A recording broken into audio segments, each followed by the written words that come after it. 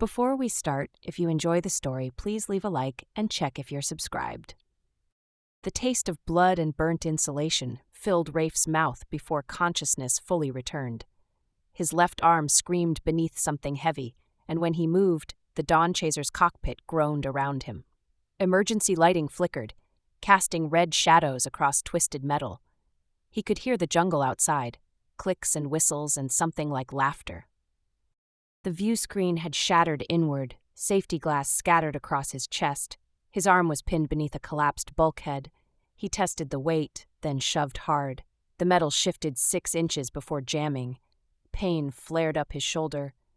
The comms array sparked uselessly in the corner. His emergency beacon sat on the far wall, intact but unreachable. Rafe inventoried what he could reach: a pry bar between 2 seats, his survival pack, and 3 feet of mobility. He worked the bar free, positioned it beneath the bulkhead's edge, and counted to 3. The metal shrieked, his arm came free. Rafe rolled onto his side, cradling his arm against his ribs, angry red, swelling, but nothing broken. He reached for the beacon and activated it. The device chirped twice, then displayed a red error. Signal degraded to 30%. Outside, the jungle went quiet. Rafe froze, the silence pressed against the hull, no clicks, no whistles. He'd spent enough time in hostile environments to recognize the warning: something apex had arrived. Movement flickered across the view screen.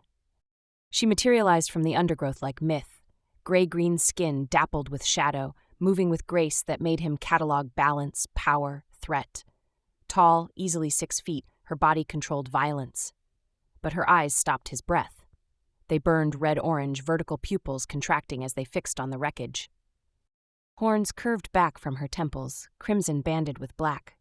When she tilted her head, her black hair moved like water. 2 others emerged behind her, movements synchronized. They communicated in clicks and hand signals, a military unit conducting threat assessment. Rafe grabbed his pack and worked toward the emergency hatch. He pulled the release. The hatch blew outward. 3 weapons leveled at him. Rafe raised his hands, pack dangling, and tried to remember if the Cathari understood surrender. The warrior with burning eyes stepped forward, blade drawn. "You are human." "Guilty," Rafe said. "My ship malfunctioned, engine failure during orbital insertion, not here by choice." Her eyes narrowed. "Cathara is quarantined space. No vessels are permitted." "I noticed on the way down, right after the navigation system fried." He gestured at the wreckage. "Wasn't planning a vacation." She said something in her language, harsh and musical, and the others moved forward with binding cord. "Wait," Rafe said. "I've got supplies, medical equipment. I'm not a threat." "That is what we will determine." They bound his wrists efficiently, tight but not damaging. The commander sheathed her blade and scanned him with pale blue light. Something in her posture shifted. Not relaxation, but fractional threat decrease. "You carry no biological contaminants," she said. "Your injuries are minor. You will come with us." "Where?" "Away from here, or you die when scavengers arrive." An explosion deep in the jungle punctuated her words, secondary detonation as volatile components surrendered. Debris rained through canopy. Something large crashed through undergrowth. "Moving sounds great," Rafe said. They marched him into jungle at a pace that had him breathing hard. The Cathari moved like they'd been born to it, navigating terrain without looking down. Rafe noticed how they maintained distance, never touching, always an arm's length apart, even when terrain forced proximity. Deliberate spacing. The commander led from front, horns catching light. Rafe found himself watching how she moved. Economy of motion. Every step certain. She glanced back once, red eyes meeting his. Assessment, calculation, but underneath, something like curiosity. By nightfall, they reached limestone caves. The commander gestured her companions toward perimeter. They vanished. She remained, checking weapons in moonlight. Rafe settled against cave wall, bound wrists awkward. "You going to tell me your name?" Her eyes flicked toward him. "Siva." "Rafe Donovan, freelance pilot, recently unemployed." He shifted weight. "I know this is bad for both of us, but I'm just trying to get home. Not a threat to your people." Siva set down her blade. "Your promises mean nothing here."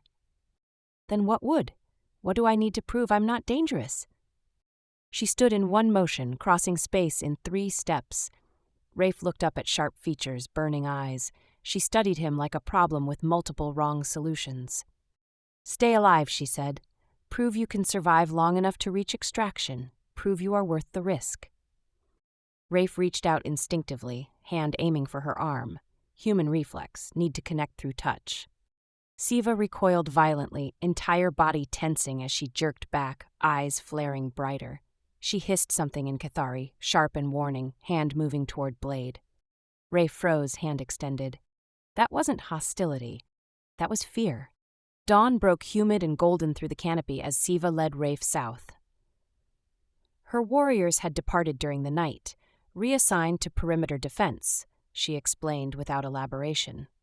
Now it was just the two of them navigating terrain that shifted from limestone karst to dense undergrowth with each kilometer. Siva moved ahead, her attention divided between the path and the plants they passed. She'd pause occasionally to indicate safe water sources or mark toxic flora with quick gestures, her explanations clinical. The blue flowers cause respiratory paralysis if inhaled. The vines with thorns carry alkaloid compounds that induce hallucinations. She pointed to a broad-leafed plant. That one is edible, bitter, but safe. Rafe committed each lesson to memory, watching how she identified species by touch without looking, her fingers brushing leaves with practiced certainty. He noticed she never offered him anything directly, always indicated where he could reach it himself. By midday, they reached a stream cutting through volcanic rock. Siva knelt upstream to refill her water container, and Rafe settled on a flat stone downstream, finally working up the courage to ask what he'd been wondering since the cave. "Why do you avoid touch? You're warriors, everyone keeps distance." Siva's hands stilled on her container. For a moment, Rafe thought she wouldn't answer. Then she secured the cap and turned to face him, her red eyes steady. "We are venomous, all Cathari. Our bite, our claws if we choose to extend venom glands. Even skin contact during heightened emotion can transfer trace amounts through sweat." She stood. "What is instinct for your species is death for mine. We learn control young or we do not survive to adulthood. Every relationship, then, is measured, careful, yes."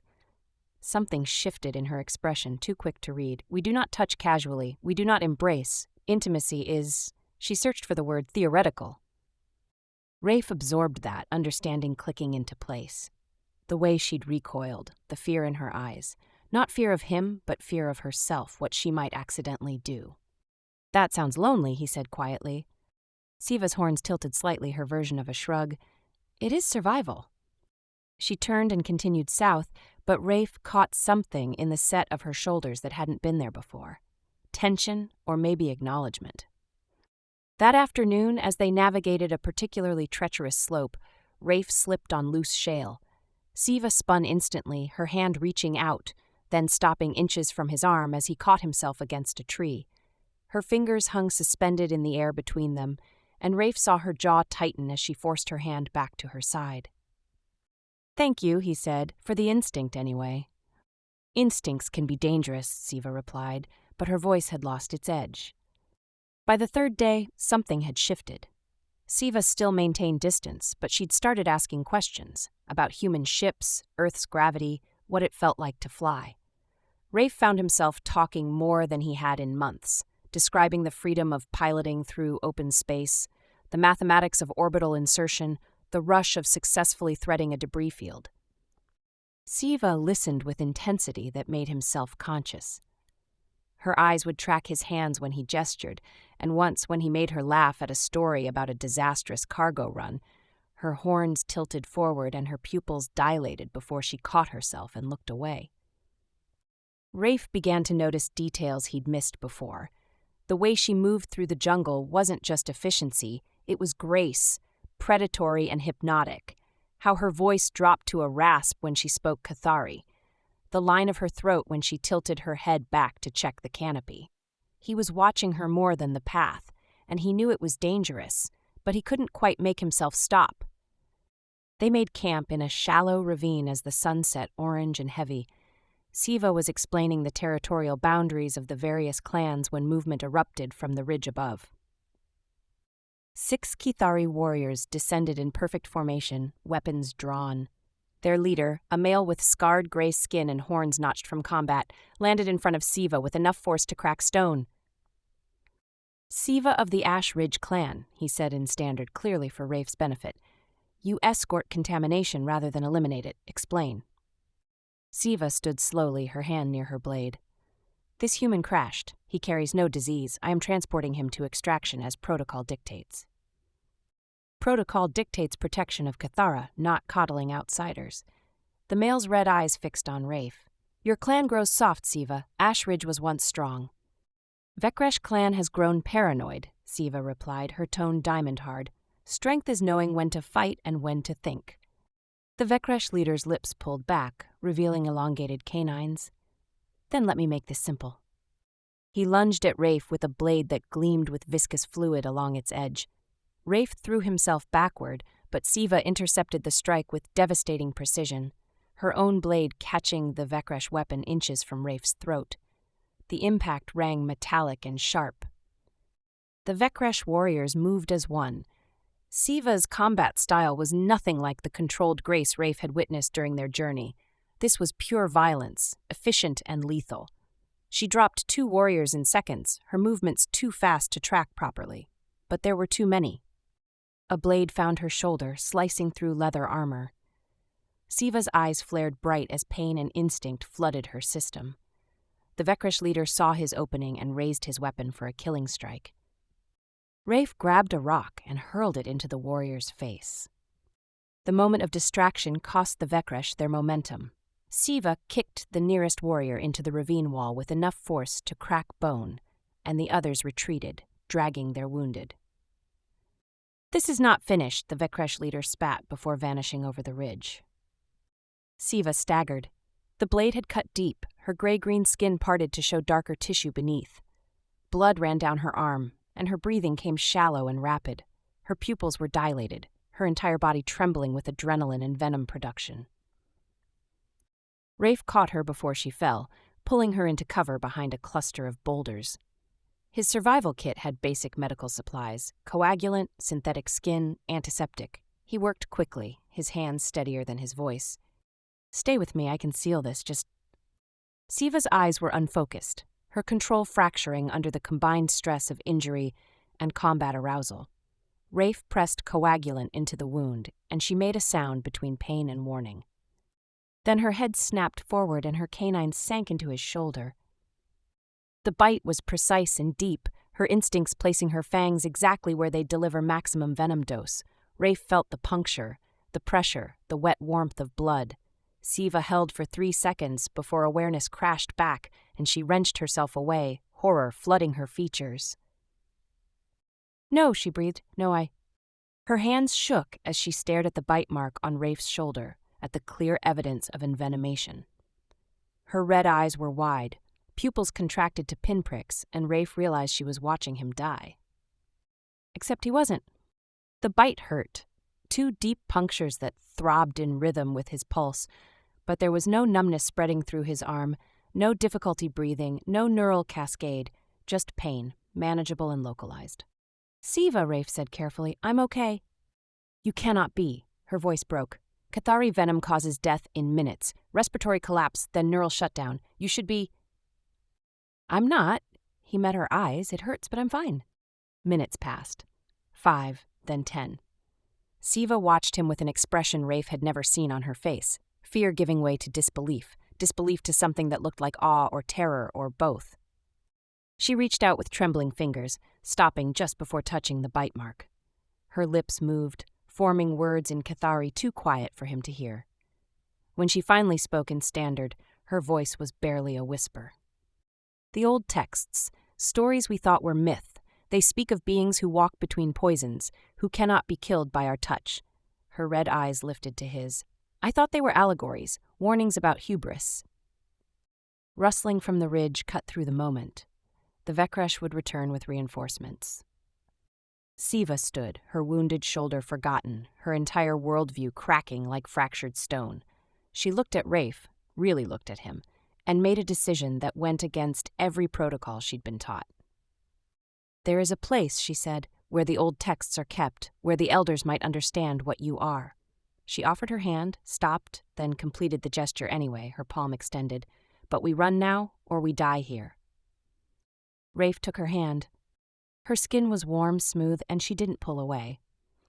The temple ruins emerged from the jungle like bones from flesh, ancient stone columns wrapped in bioluminescent vines that pulsed soft blue in the darkness.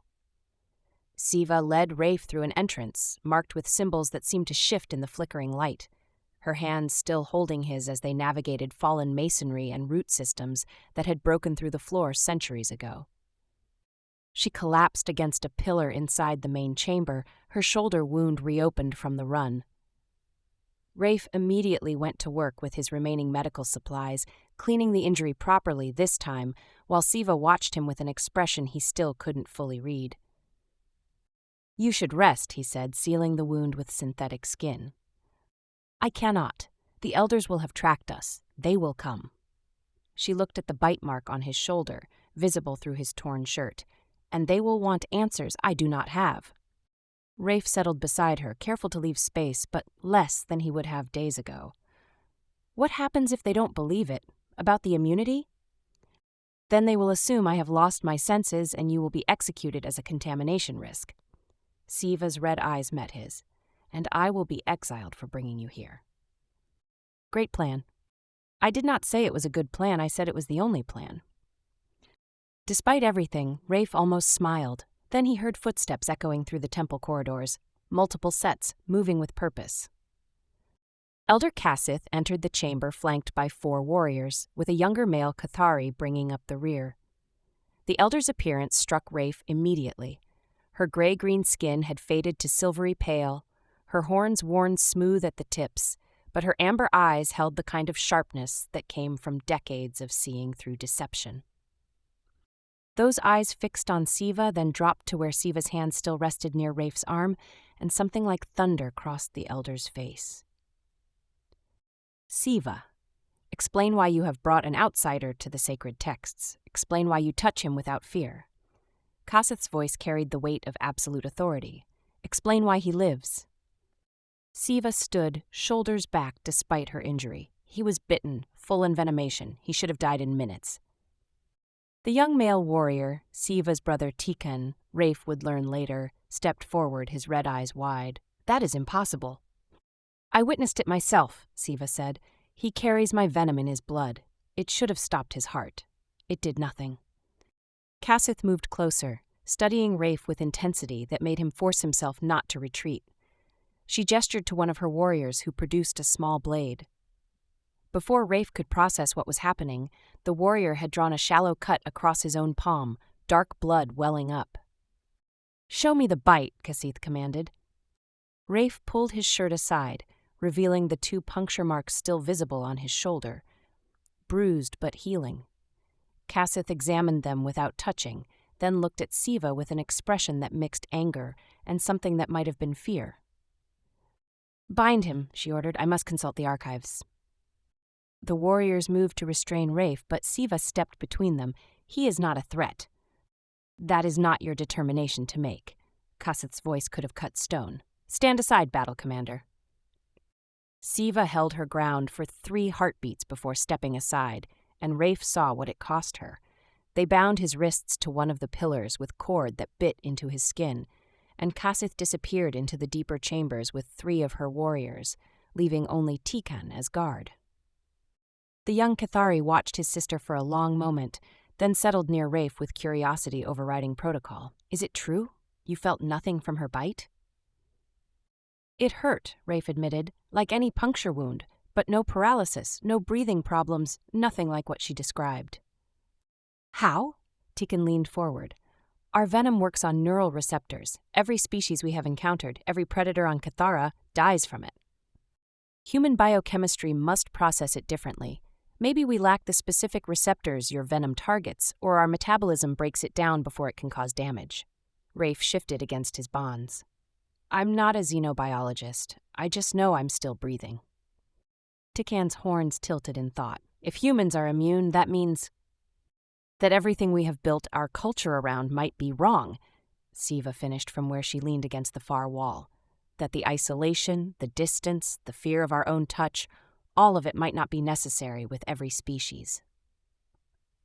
Or it means he is an anomaly, Tikan countered, but his tone suggested doubt.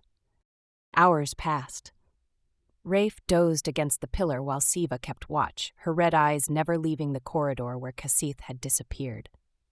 When the elder finally returned, the first light of dawn was filtering through gaps in the temple roof. Kasith held an ancient text, its pages darkened with age. She opened it to a marked section and read aloud in Cathari, then translated for Rafa's benefit.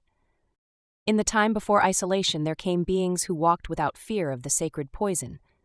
They touched without dying, embraced without loss, but fire came from the sky and broke the world, and those beings vanished. We who remained learned to live apart, to protect through distance what we could no longer protect through trust. Silence filled the chamber. Even Tikan looked shaken. So the immunity is not new, Rafe said quietly. There were others, before whatever catastrophe separated our species. Kasith closed the text.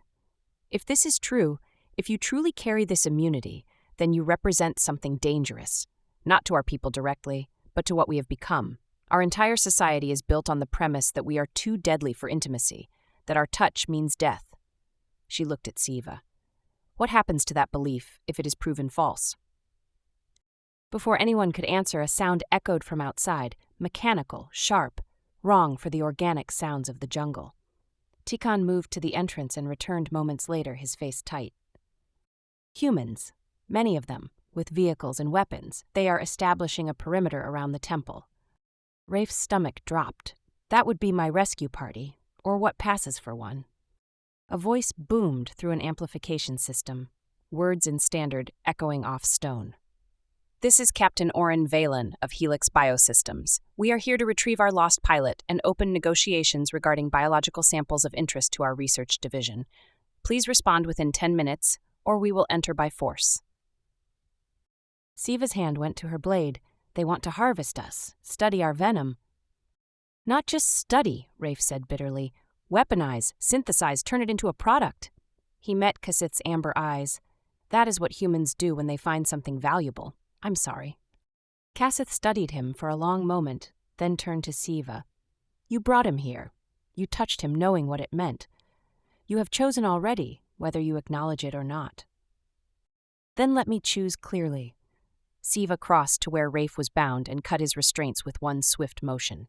He is not our enemy. Those outside are. If we surrender him, we condemn ourselves to exploitation. If we hide him, we condemn ourselves to stagnation. She looked at her brother, then at Kasith. I say we fight. Tikan straightened, his young face hardening with resolve. I stand with my sister. Kasith's expression remained unreadable. Outside, Valen's voice began a countdown from 10. The elder closed her eyes briefly, and when she opened them, something ancient and tired looked out. Then we fight. But understand, Battle Commander, you have chosen to break the world we know. There is no path back from this. I know, Siva said, and took Rafe's hand again as the sound of approaching vehicles grew louder. But maybe the world we know needs breaking. The countdown reached 0, and the first explosion shook the temple walls. Stone dust rained from the ceiling as another explosion rocked the temple.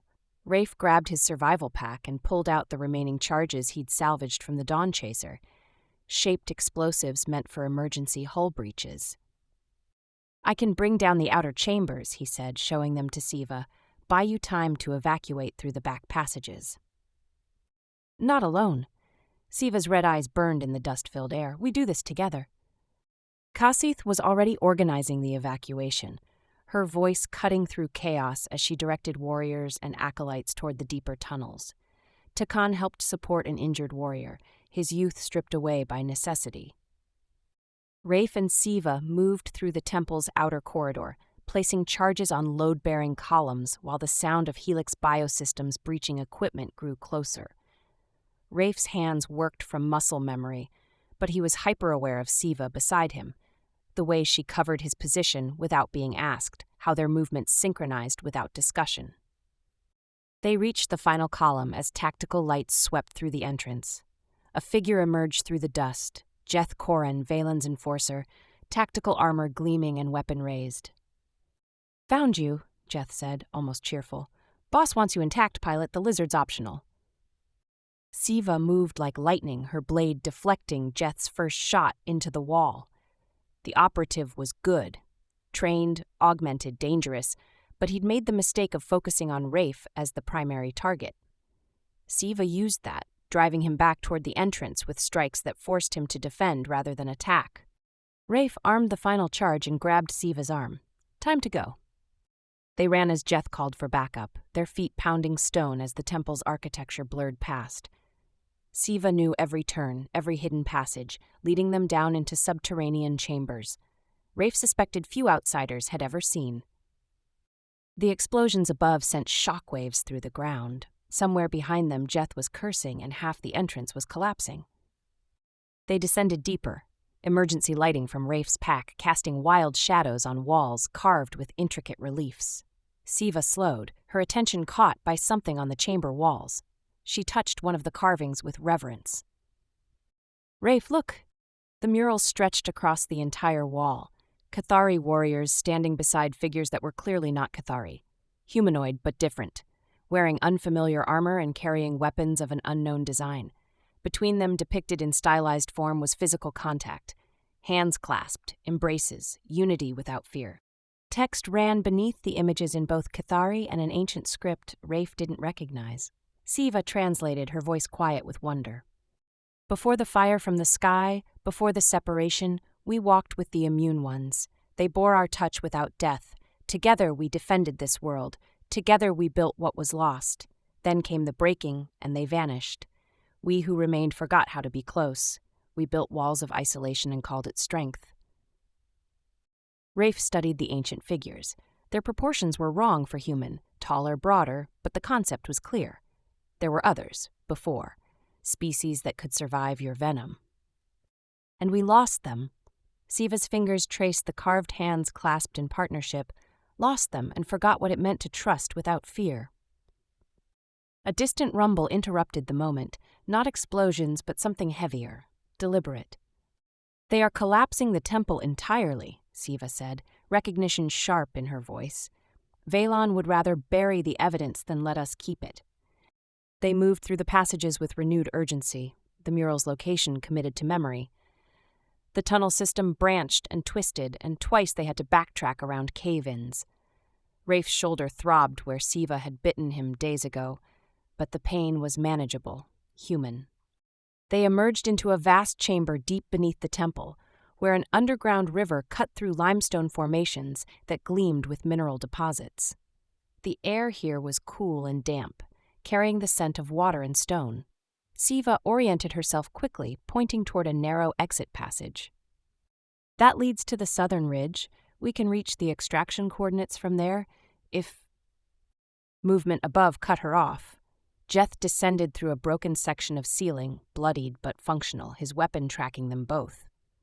Two more operatives rappelled down behind him. "Persistent little bastards," Jeth said. "Boss says if we can't have you intact, we'll settle for samples. Either of you will do." Rafe pushed Siva toward the exit passage. "Go, get your people clear." "I am not leaving you." "Siva!" She turned to face him fully, her red eyes fierce in the dim light. "You do not understand yet what you have given me, what you represent." Her hand found his. "For the first time in my life, I can touch without calculating death, can stand close without measuring distance, can feel what my people have forgotten." Her voice dropped. "You think I will abandon that now?" Jeth opened fire. They dove together, hitting the ground as rounds sparked off stone. Siva came up moving, using the terrain and shadows with predatory efficiency. She took out one operative with a strike to the throat, her claws extended but venom withheld, control even in combat. Rafe used the distraction to flank Jeth, tackling him into the river. They grappled in the cold water, and Rafe felt training lose to desperation as he drove his elbow into Jeth's temple. The operative went limp. When Rafe surfaced, Siva had disabled the last operative and stood waiting, water dripping from her hair and her breathing steady despite the exertion. They didn't speak. Rafe crossed the distance between them and pulled her close, and for the first time Siva didn't flinch, didn't calculate, didn't measure risk against reward. She leaned into him, her forehead resting against his, her hands gripping his shoulders. Then she bit him again. This time it wasn't reflex or accident. Her canines found the junction of his neck and shoulder with deliberate precision, and Rafe felt the warmth of venom enter his bloodstream alongside the sharp pain of penetration. Siva held the bite for 3 heartbeats before releasing, her tongue brushing the puncture marks in what Rafe somehow understood was significant.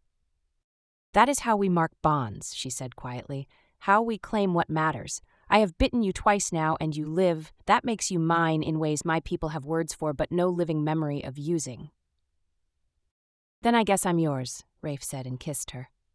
Her lips were warm and soft, and she made a sound between surprise and something that might have been relief before kissing him back, with the kind of intensity that suggested she'd been thinking about this for longer than either of them would admit.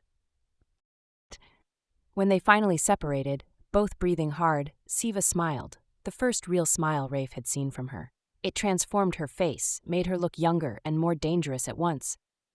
"We should go," she said, "before Valen brings more toys." They navigated the exit passage together, emerging into dawn light filtering through jungle canopy. The temple behind them was rubble, its secrets buried but not forgotten. Kasith and the survivors waited at the secondary camp Siva had described, their expressions shifting from relief to shock when they saw Siva walking hand in hand with the human, a fresh bite mark visible on his neck. Kasith studied them both for a long moment, then nodded once, acknowledgement or acceptance or both. 3 weeks later, Terran diplomatic ships entered Cathara's space under formal invitation. Rafe and Siva stood at the designated landing zone, watching vessels descend through atmosphere. Her hand rested openly against his arm, her touch carrying no hesitation. "This changes everything," she said. "Everything needed changing," Rafe replied. Elder Kasith approached, ceremonial robes marking her official capacity. Behind her, Tikan and a dozen young warriors watched with expressions caught between fear and hope. "The Council has agreed to first contact," Kasith said. "Thanks to what you two have proven, that connection across species is possible, that our isolation was choice, not destiny." She looked at Rafe. "You have given us something we thought lost forever, the possibility of closeness without death." "He gave me more than possibility," Siva said, her red eyes meeting Rafe's gray-blue ones. "He gave me proof."